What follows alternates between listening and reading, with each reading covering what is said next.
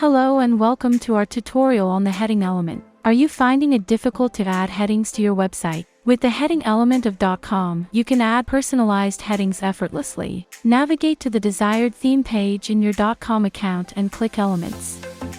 Drag and drop the heading element to the design canvas. Hover over the element. Here you can edit all three sections to deliver a personalized experience: heading element, container column, and container row. 1. Heading element. Click the edit icon on the element. It has three tabs: Content, Style, and Advanced. Go to the Content tab. Here, you can add the heading. On the link field, you can link your heading to a web page, external URL, file, email, or phone number.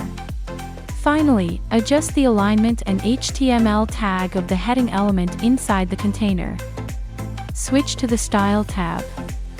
Here, you can edit the style format of the heading. Dotcom lets you change the text color, typography, text stroke, and text shadow. Next is the Advanced tab. First, expand the Advanced section. Here, you can configure the margin, padding, and width for different screen types. Alongside this, you can adjust the values of the CSS parameters. Next, expand the Background section. Here, you can configure the background parameters of the heading in normal mode and the hover effect. On the Normal tab, you can set the background type as color or image. Along with that, you can set the radius and box shadow values. Click the Hover tab to perform similar customizations. Now, expand the Border section.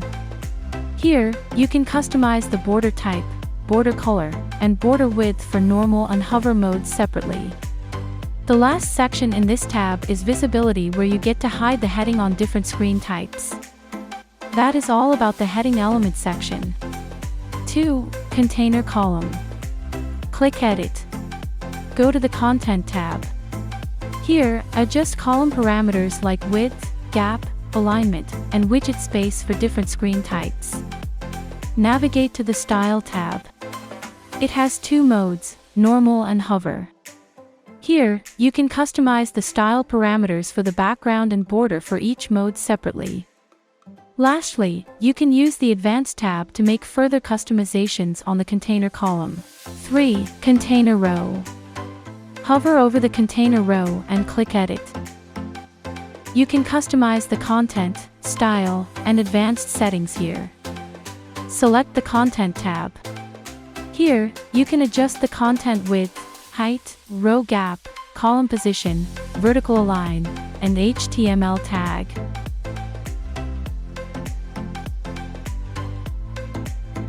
Switch to the Style tab. It has Normal and Hover tabs.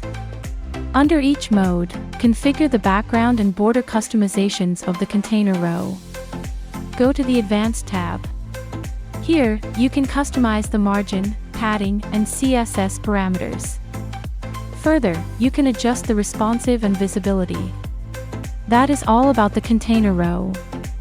In addition to the above customizations, you can also carry out general customizations on your heading element. Here, you can change the position of the element, add new containers, or delete the element with the click of a button. Save the changes and click Preview to see the updated design. That ends our tutorial on how to use the heading element on Dotcom. We'll be back with more helpful tutorials to help you design your website using Dotcom. If you have any queries or concerns, please reach out to our implementation specialist or contact our support team for further assistance. Thank you for watching.